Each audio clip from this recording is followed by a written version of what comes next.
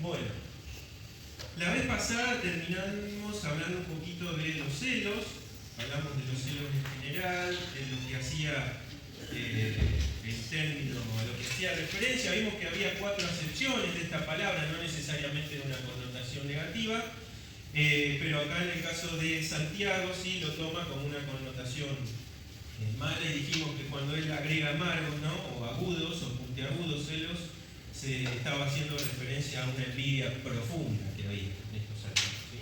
A mí me quedaron algunas cosas, no las quiero pasar por alto, que les va a llegar en el material, pero habíamos hablado un poco de la celotipia, que es ese, cuando los celos se vuelven, ¿qué? Enfermizos. Dijimos que los nocheros habían dicho un poquito de celos está bien, pero hay sí una posibilidad que en nosotros eso se vuelva también un trastorno. Y yo vi de una página de psicología 10 señales y síntomas que manifiestan las personas celosas. ¿Les interesa que se las lea cuáles son? No queda nadie. Va tachando. Yo después le pregunto quién aprueba y quién... Bueno, miren, rápido. Revisan el teléfono de sus allegados, parejas, familiares, constantemente. Y también sus cuentas personales, Facebook, email o estados. Cuentas bancarias. Bueno, ahí ya, ¿viste? Lo dijiste vos, no yo. Lo agregaste vos. Marita, mirá. Las 2, desconfían de los compañeros de trabajo, tanto hombres como mujeres. La 3, no ven con buenos ojos que sus parejas realicen actividades personales placenteras.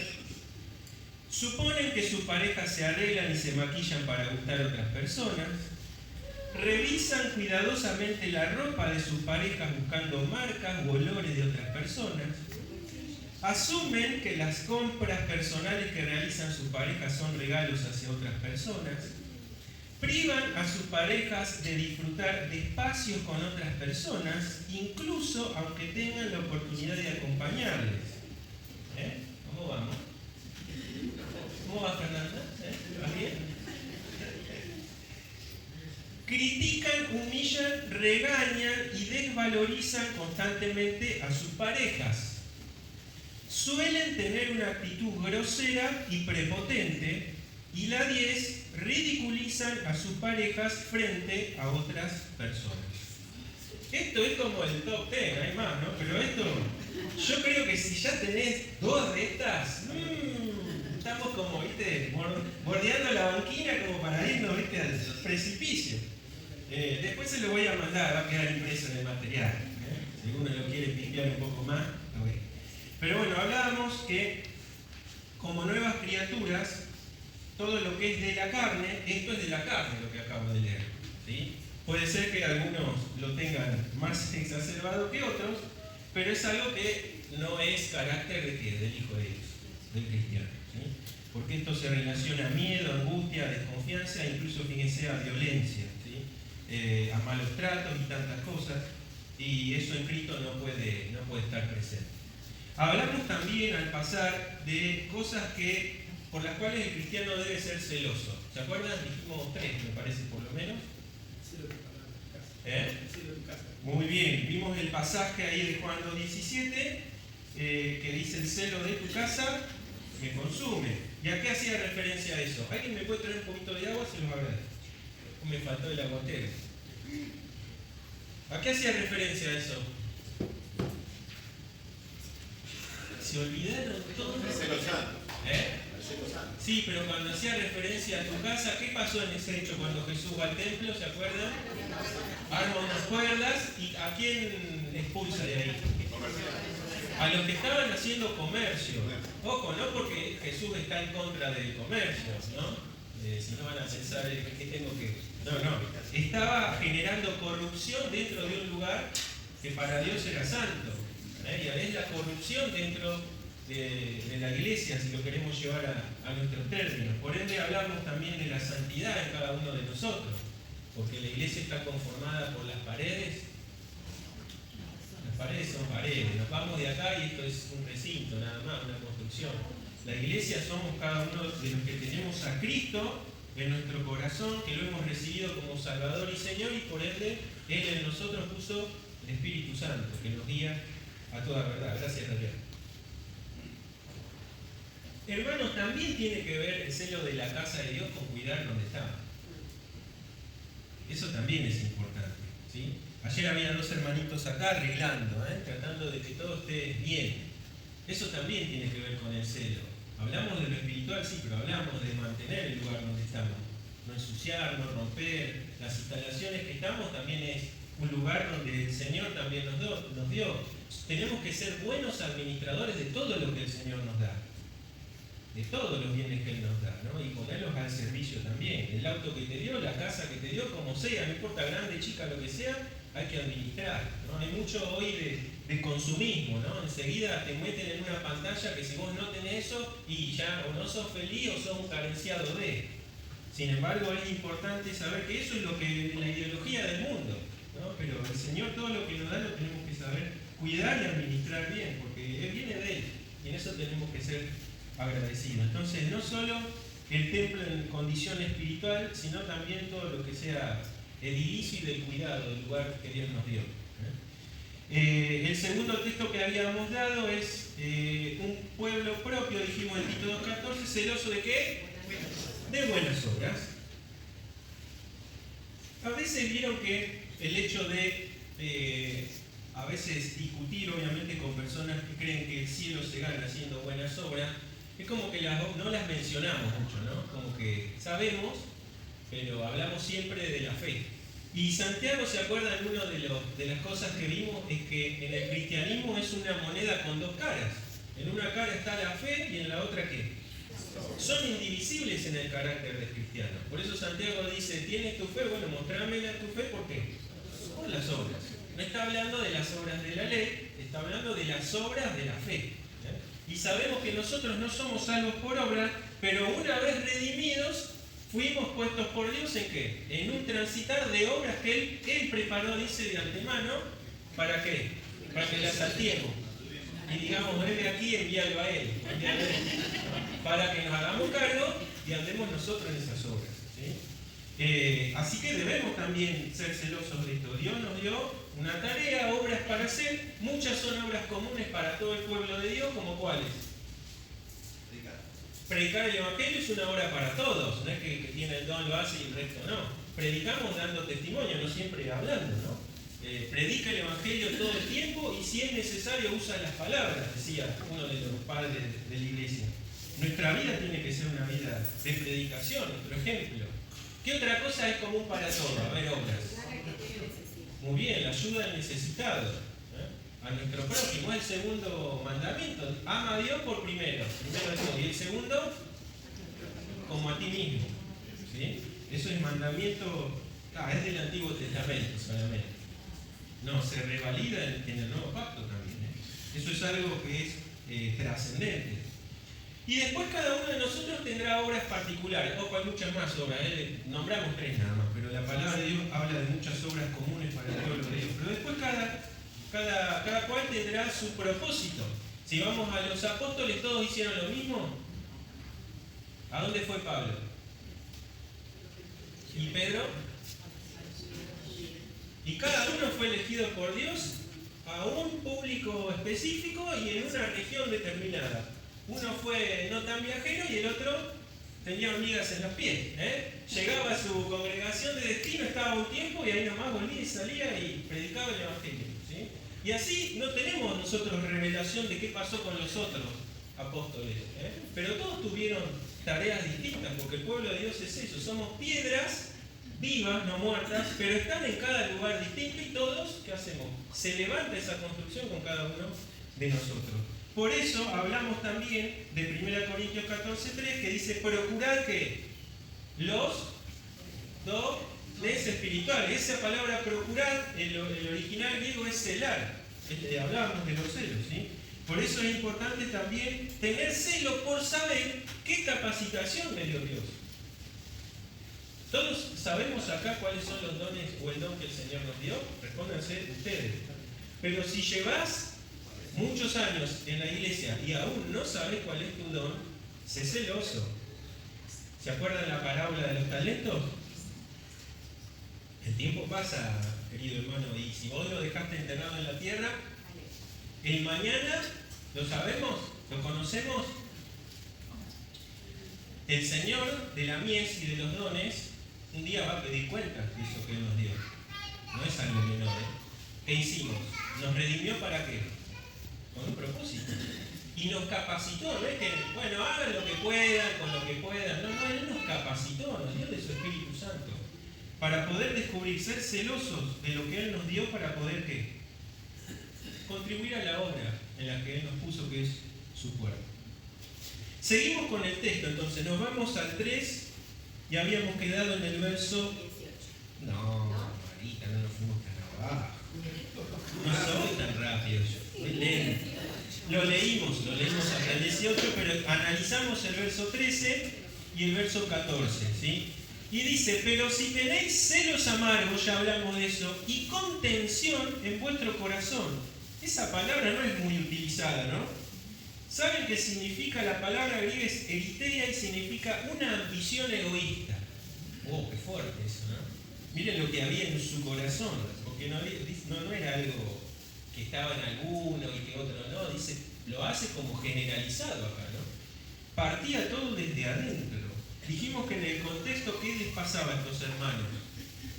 Envidiaban los puestos. ¿Se acuerdan que le dice? Son muchos sabios porque muchos querían ser maestros, aspiraban a tener un púlpito, a ser destacados en la congregación, y la realidad es que no todos estaban capacitados para eso, pero ellos lo querían hacer para mostrarse, para algo personal, para recibir aplausos de los demás. No era que lo querían hacer con corazón sincero para agradar a Dios. Y todos anhelaban ese puesto, y entonces los que los tenían se envidiaban, y reñían y discutían. Y vaya a saber las cosas que pasarían entre ellos, pero la causa de todo eso que dice Santiago que estaba, ¿en dónde? En su corazón. Nico, una frase cortita que leí en mi hermana, perdón. Dice en Instagram, se pelearon tanto por la túnica de José que cuando la consiguieron sus hermanos no era de la talla de ninguno de ellos. ¿Sabes por qué? Porque lo que Dios preparó para ti no le sirve a nadie más. Tiene que ver con esto que acabamos de decir. Tiene mucho que ver, exactamente. No eran celosos por aquello que Dios les había dado, sino porque lo que les había dado otro, ¿no? Y justamente no era la voluntad de Dios. Pero eso, porque hablamos de que puede haber anhelos buenos en nuestro corazón. El problema es que cuando hay envidia ya estamos hilvanando pensamientos malos en contra de la otra persona. Y queremos desposeer de lo que Dios le dio al otro para estar yo ahí. Y ahí es una falta totalmente mayor, ¿no? Porque estamos deseando un mal. Por eso en el 4 él va a decir de dónde vienen las guerras y los pleitos entre ustedes. Y la respuesta, eso ya la sabían, era su propio corazón. Había contención. Era esa ambición egoísta que busca un propio encumbramiento y que está dispuesta a utilizar cualquier medio para conseguir el fin. ¿Se acuerdan? Habíamos nombrado a Maquiavelo a la pasada, ¿no? Que decía el fin justifica los medios, ¿no? Y es que triste que esto se meta también dentro de la congregación. Porque en sí misma la ambición sobre cosas santas no necesariamente es mala, pero cuando eso se traduce en algo egoísta, eso es, digamos que hay una línea muy delgada, ¿no? La ambición por lo general siempre en nuestra carne se lleva a satisfacer el yo, no al agradar a Dios o al agradar a mi hermano. Y después dice, no os jactéis, ni mintáis contra la verdad. Acá había arrogancia, eso es la jactancia, ¿sí? El núcleo central de lo que había en ellos es que también había orgullo. Era orgullo por lo que se sabe y no humilde por lo que no se sabe. En realidad los verdaderos intelectuales siempre han sido más conscientes de lo que no saben. Por ejemplo, nombrábamos a Aristóteles la vez pasada y él, en una charla que tiene con uno de los políticos que se creía sabio, como la mayoría de los políticos, ¿no? Lo trascienden a buenos tiempos, él dice, me parece pues que soy un poco más sabio en que lo que no sé, tampoco creo saberlo. ¿Vieron que hay personas que no saben y hablan? Esto es lo que decía, yo creo ser más sabio que vos, le decía el político, porque en lo que no sé, tampoco creo saberlo. Yo me acuerdo, miren, hace no tanto tiempo atrás, pero en la facultad, cuando estaba en Tandil, en una pensión a la que fui los primeros años, La Choza se llamaba, así que imagínense. Había acá uno de los pibes que estudiaba no sé qué, ya ni me acuerdo, y era el típico que vos decías, che, mirá la mesa, no, yo ya sé de mesas, porque sé de madera, yo trabajé con él. ¿Hablabas de autos? No, yo sé de autos. Y ya te tiraba, de todo sabía, hablaba de aviación, él era aviador, ¿viste? Era todo. Y un día, claro, había una heladera para toda la pensión. ¿Y qué le pasaba a la heladera? Se llena de hielo. Dice, hay que descongelar. ¿Quién de los 12 que estábamos ahí adentro iba a descongelar? ¿Quién levantó la mano? Yo trabajé con heladera, dice el tipo. Qué gran. Trabajó en las 10.000 cosas, ¿viste? Bueno, dijimos nosotros, no. A Lidia a nadie le gustaba quedarse ahí, desenchufar y esperar que se descongele. Ay, tampoco nos gusta demasiado. 8:30 de la mañana. Dormimos, descansamos.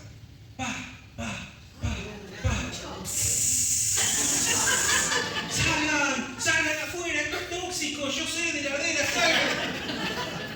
Salimos como pudimos de las habitaciones, un frío afuera. Bueno, se armó una sala, el dueño de la pensión. ¿Qué pasó? Medio dormido, después me entero que había pasado. Agarró la cuchilla grande de la cocina, la que le dábamos a la cebolla, y la piedra de afilar el tipo. ¿Y qué pasó? Le salió como 2 meses de estadía, no sé cuánto. Porque soldar esas cosas no era tampoco nada barato. Pero, y que nosotros nos estábamos de risa, ¿no? Porque sabía de todo el tipo. Y sabía de algo, no sabía de nada, ¿no? Pero lo que sin duda había problemas, en él se dice, ¿no? De estas personas que tienen algún problema de algún complejo de inferioridad, se habla de esto, ¿no? Y que por eso quieren mostrar saber al resto. Y esto también pasaba con estos hermanos. Posiblemente algunos no sabrían demasiado, pero ellos querían demostrar, ¿no? Querían que mucha barca poco aprieta, sí. Pero la arrogancia era lo que había definitivamente en ellos. Vamos a buscar 2 textos. ¿Quién tenía el micrófono ahí? Acá Cristina. Cristina, buscate Cristina 1 Corintios 8:1 y del otro lado Mati, ¿no? Mati, buscate Santiago 4:16. Después, Fernanda vas a ir buscando Mateo 16:23 y de aquel lado, ¿quién va a leer? Alicia va a leer. Alicia Juan 8:44. ¿Lo tienen ya? 1 Corintios 8:1. Micrófono, por favor. En cuanto a lo sacrificado a los ídolos, sabemos que todos tenemos conocimiento. El conocimiento envanece, pero el amor edifica. Bien, ¿se escuchó? Prendelo y volvé a leerlo, así queda grabado. Ahora sí. Métele de nuevo. En cuanto a lo sacrificado a los ídolos, sabemos que todos tenemos conocimiento. El conocimiento envanece, pero el amor edifica. ¿Qué pasaba acá? ¿Se acuerdan? Ahora sí, por lo menos. No se acuerdan de nada. Los que estaban allí en Corinto, y Pablo se incluye, ¿qué dice? ¿Sabes? ¿Tenemos conocimiento o no? ¿Qué dice? Sí, en cuanto tenemos. Pero ¿qué les dice después? Les da una alerta. Cuidado porque el conocimiento, ¿qué hace? El conocimiento, Pedro dice, si al conocimiento agregarle dominio propio. Porque el conocimiento por sí mismo te tiende a envanecer siempre. Y yo sé más, yo sé, cuanto más conocimiento hay, no es como que nos vamos elevando, ¿no? Se nos crecen las piernas, parece, ¿no? Y miramos desde arriba. Esa es la naturaleza humana, sí. Pero enseguida, ¿qué agrega Pablo después? ¿Qué hace el amor? Bien. Por eso el conocimiento, si no tiene la base del amor, ¿no? Puede generar mucho daño, en el medio en el que estamos. Y el contexto de Corinto es que muchos de los gentiles comían carne que salía ¿de dónde? De un culto a los ídolos, ¿sí? Sabemos cómo era eso. Y lo que había que hacer no era por la propia conciencia, dice que no había que comer por la conciencia del hermano más débil. Es decir, si vos tenés conocimiento que son solo ídolos, que no es nada, cuidado porque si no pones el amor, estás con tu conocimiento haciendo tropezar a otro. Eso dice Pablo. Por eso dice, si yo para no hacer caer a mi hermano no tengo que comer carne, no voy a comer carne. ¿Hasta qué? Ojo, hasta que el hermano débil crezca. No se puede ser débil toda la vida, tampoco, ¿no? Hay que tener un conocimiento, un crecimiento. Pero antes que el conocimiento está ¿qué? La misericordia y el amor. Por eso, si no está eso, la edificación por el conocimiento solo no se logra. Se logra si puede estar el amor de Cristo en nosotros. Santiago 4:16, nomás estaba dando vuelta la hoja. Pero ahora se jactan en sus fanfarronerías. Toda esta jactancia es mala. Bien, la Reina Valera dice, en vuestra fe, soberbia, ¿no? La jactancia tiene la raíz, o está fundamentada en eso. ¿Y es algo bueno eso, dice Santiago? No, para nada. Así que eso es algo que también hay que erradicar como carácter del cristiano. No es algo que sea tan sencillo, porque a veces viene justamente arraigado a veces muy profundamente, y esto hay que limitarlo. El Señor Jesús era el más sabio de todos. Sin embargo, Él no se jactaba, no andaba jactándose ni con sus discípulos, ni con las personas a las que Él se allegaba, para nada. Entonces, tengamos esto en cuenta. Si lo que conocemos, lo conocemos por la gracia de Dios y por lo que Él quiso que nosotros conozcamos, pero también para ser sustentado en amor, para ponerlo en el servicio a los demás. Y ahora viene un pasaje más sombrío todavía, porque dice, esta sabiduría, o sea, la que ellos pretendían o mostraban, ¿qué dice? No es la que desciende de lo alto, sino que terrenal, animal, diabólica. Te pasaste, Santiago. Te pasaste. Ya te fuiste. Fíjense que hay un camino de descenso, ¿no? En estas tres palabras.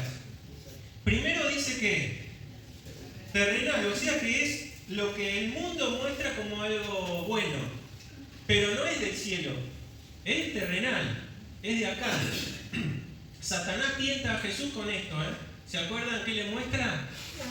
Los reinos y su gloria, es decir, para la época, lo grande de la sabiduría, de la inteligencia, del desarrollo de las civilizaciones, Satanás dice, esto me fue dado a mí, yo te lo doy, pero ¿qué hay que hacer? Hay que adorarle a Él. Empieza nombrando, y acá vamos a ver los tres enemigos también del cristiano, lo que es el mundo, la filosofía del mundo y lo que el mundo te muestra como lo trascendente y esencial para el hombre. Pero dice Santiago, esto es solo de la tierra, esto no viene de arriba. Lo segundo que nombra, ¿qué es? Animal. Acá no se refiere al reino animal, al perro, al gato, no, porque los animales no tienen obligación moral. Eso nosotros. Por eso tampoco en realidad tienen derechos. Los derechos son adquiridos por nosotros los hombres, y aún así con diferencia. Tiene el mismo derecho una rata que un león, que un águila. Tiene derecho a ir al veterinario. Algunos sí. Pero no se refiere a los animales, Santiago acá. Santiago les dice, esa sabiduría es natural, o sea, no es espiritual, es de la carne. Y aquí vemos el segundo enemigo, el primero el mundo, el segundo nuestra carne, ¿sí? Nuestra naturaleza pecaminosa. Pablo le dijo a Timoteo, ten cuidado de ti mismo, porque Timoteo, siendo joven, en el lugar donde estaba, era sobre la autoridad de los demás. Él iba a encaminar, enviado por un apóstol de Cristo. Cuidado que esto no se te suba a la cabeza, Timoteo. Por eso le dicen, no tenga nadie poco tu juventud, pero cuidado, sé ejemplo. No andes como se te antoja andar. No, algunos les dan posiciones de cargo, de autoridad, y enseguida ya, ¿viste? Se le parece que se les dio vuelta la cabeza. Y esto es justamente el segundo enemigo, nuestra propia carne. Y lo tercero que dice, ¿cómo puede pasar esto en una congregación? Diabólica hace referencia a todo lo que se rebaja a acciones que proceden de la conducta de Satanás o de sus demonios. Y esto también, no estamos, si bien con el Espíritu Santo sabemos que no podemos ser poseídos por Satanás, pero ¿puede influenciar en nosotros o no? Vaya, ¿no? Pues si nos susurra en la semana. A veces, ojo, le echamos mucho la culpa y somos nosotros mismos, ¿no? También. Pero vaya si Satanás no es el enemigo de Dios, es también nuestro enemigo. Pues nosotros buscamos agradar a ¿quién? A Dios. ¿No? Y Satanás quiere que le agrademos a Dios. ¿Quiere que hoy estemos acá sentados, dejando de lado un montón de cosas, el descanso? Mi hijo hoy decía, queremos, ¿no? Descansar, No quiere absolutamente nada que tenga que ver con servir a Dios y con buscarle a Él y con abrir su palabra y con orar a Dios. Y a veces vieron que uno se dispone a hacer cosas y te tocaron el timbre o te llamaron por teléfono, ¿lo pasó? Muchas veces el enemigo, hermano, que nos quiere estorbar. Si lo estorbó a Pablo, Pablo les dice en un momento a los de Tesalónica que él quería ir a verlo, pero Satanás lo había estorbado. Para que no sea así. El enemigo es el enemigo de nuestras almas. Ya no nos quita nuestra salvación. Porque eso, lo que Cristo nos dio, el sello que Él puso en nosotros, que es la garantía de nuestra posesión allí adquirida, ya está. Es algo de Él, pero sí nos puede quitar el gozo de nuestra salvación, sí nos puede quitar muchas cosas, si le dejamos obviamente actuar. Entonces acá Santiago les dice, lo que ustedes pretenden ser y mostrar no es nada que tenga que ver con la esencia de Dios. Esto es de la tierra, esto es de su naturaleza pecaminosa y esto es influenciado por los mismos demonios. Vaya si estaban complicados los hermanitos de esa época, ¿no? Pero cuidado, hermanos, porque esto también es una lucha continua, día a día, con nosotros. Y lo hermoso, ¿saben qué es? Que no nos deja solos el Señor. Porque Él le dijo a sus discípulos, en contra de lo que dice el Evangelio de la Prosperidad, que si venía a Cristo todo te va a ir bien, vas a ser sanado de todo, vas a tener plata, te van a ascender en el trabajo, los semáforos van a estar en verde siempre. Y el Señor Jesús les dice a sus discípulos, los que iban a trastornar el mundo, en el mundo iban a tener ¿qué? Las aflicciones para un cristiano son propias de ser cristiano. El que quiera vivir piadosamente sepa que tiene que sufrir ¿qué? Persecución. Si no te gusta, ponelo ahí arriba para que no te quejes si sufrís por causa de Cristo. Pero además estamos sujetos a un mundo que es justo. ¿Por qué entonces los demás tendrían que pasar injusticia y nosotros no? El Señor Jesús fue condenado justamente con un veredicto justo, acorde a las normas del... Y si del árbol dice verde, hicieron lo que hicieron, a nosotros puede pasar, hermano. Estamos sujetos a que también padezcamos injusticia de este mundo. Pero ¿cuál es la diferencia de aquel que tiene a Cristo en su corazón? ¿Cómo vive todo lo que vive? Con gozo, con paz. No digo que siempre haya alegría, a veces hay tristeza, pero cuando hay esperanza en el corazón, cambia continuamente. Estaba escuchando un mensaje la otra vez de Lutri que él decía, las estadísticas de suicidio, ¿en dónde las escuchamos? En ningún lado. Ningún periódico ni noticiero, porque ningún país ni ciudad quiere dar a mostrar las estadísticas de suicidio. Cada vez más personas se suicidan y ¿saben qué? En rangos más jóvenes. ¿Por qué es eso que sucede? ¿Acaso el mundo no les ofrece cosas? Les ofrece un montón de cosas. Cristo dijo, mi paso, dijo, no como el mundo la da. Claro que el mundo da paz. Y una paz a veces agradable, pero ¿cuánto dura esa paz? ¿Llena tu alma esa paz? Cuando terminó eso, la depresión, la angustia es peor todavía, ¿no? Y es triste que la juventud que va a ser quizás los líderes del futuro, los que cambien incluso las normas educativas y tantas cosas, hoy están deprimidos, angustiados y se están suicidando. Y es lo que Cristo vino a hacer, a traer paz en el corazón, a reconciliarnos con Dios. Quizás hoy estás acá escuchando y hay muchas cosas que no entendés. Yo lo que te quiero decir, como dijo aquel ciego, que no sabía mucho, dice, yo lo que sé que antes no veía y ahora veo. Y nosotros tenemos, como dice el apóstol, la mente de Cristo, no porque lo sepamos todo y seamos omniscientes, no, es porque podemos tener la capacidad de ver como Cristo ve. Tener la esperanza sabiendo que nuestra alma ya fue redimida por Él. Y eso nos ayuda a vivir las experiencias que tengamos que pasar de otra forma. De no acusar a Dios, Señor, a mí me pasa. Bueno, a veces puede ser que estemos débiles y levantemos nuestra mirada. Pero todo lo que nos pasa, a aquel que ama a Dios, ¿qué dice su palabra? Ayuda bien. Está en la voluntad de Dios para un propósito superior que, cuidado, no siempre se nos es revelado. A veces puede ser que nunca sepamos por qué transitamos los momentos que transitamos. Pero nuestra confianza en Cristo nos hace tener la certeza de que eso tiene un propósito, aunque no lo sepan. Tiene un propósito de Dios.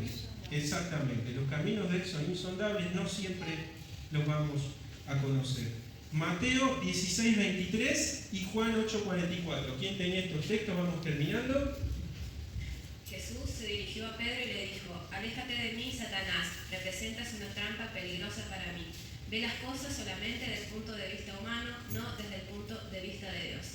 Bien, me gusta esa versión, ¿no? Expresa un poco más, porque a veces leemos vete de mí, Satanás, y como que se está refiriendo a que Satanás tomó posesión de Pedro o algo, ¿viste? No, lo que pasa es que Jesús le está diciendo justamente el argumento de Pedro era evitar que Cristo vaya a dónde. ¿Y cuál era el propósito de Dios? Que Cristo vaya a la cruz. Entonces, Pedro quizás, que no te pase esto, Señor, ¿cómo te va a pasar esto? No nos conviene ni a vos ni a mí, ¿no? Y entonces por eso era el plan del enemigo, era lo que estaba revelando Pedro ahí. Entonces, ese esquema de pensamiento es el esquema satánico. Hoy mismo también sigue operando ese esquema. El enemigo nos susurra, nos habla, ¿no? Cuando nuestra voluntad se sobrepone por la voluntad de Dios en los planes. Vete de mí, Satanás. Deberíamos también decirlo cuando escuchamos esa voz, ¿no? Vete de mí, Satanás. Y el Juan 8:44, ¿quién lo tenía ahí? ¿No lo tenía nadie? ¿Nadie lo querés leer? ¿Tenés ahí el micrófono? Juan 8:44.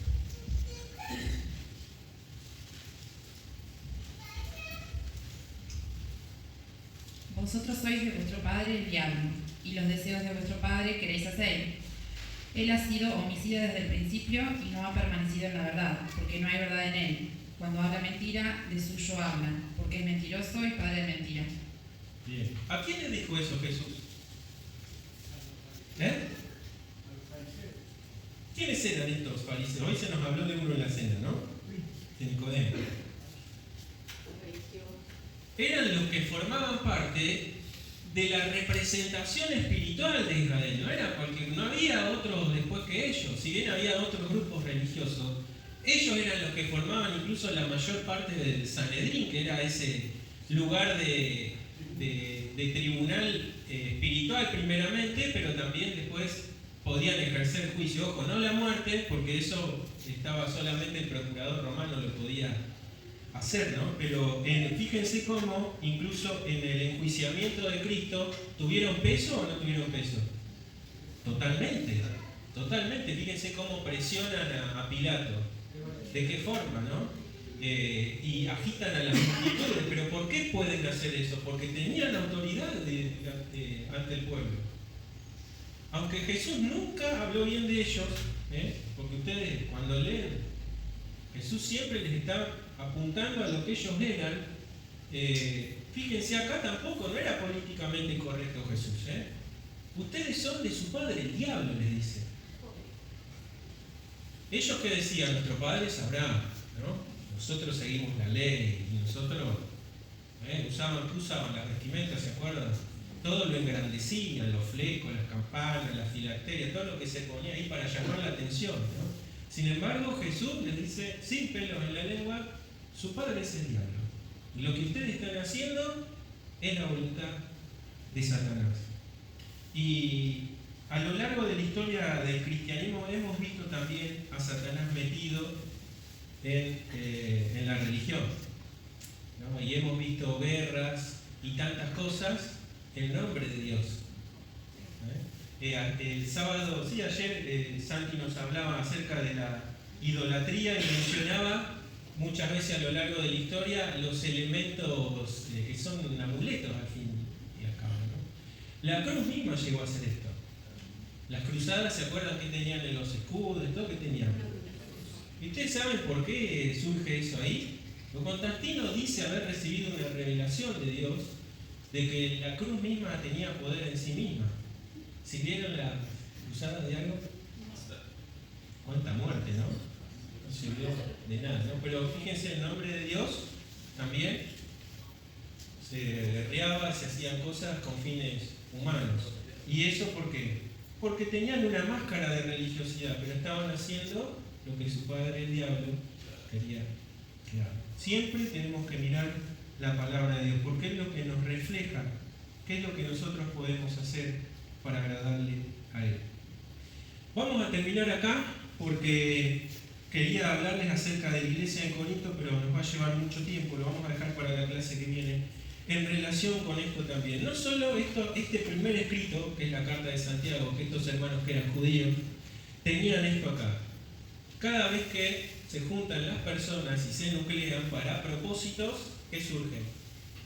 Diversas ideas, opiniones, aún con buenas intenciones, y la iglesia de Corinto no había sido ajena para los tiempos también de Pablo, y en ellos también había problemas entre hijos de Dios, problemas muy graves, muy graves. Vamos a ver la clase que viene.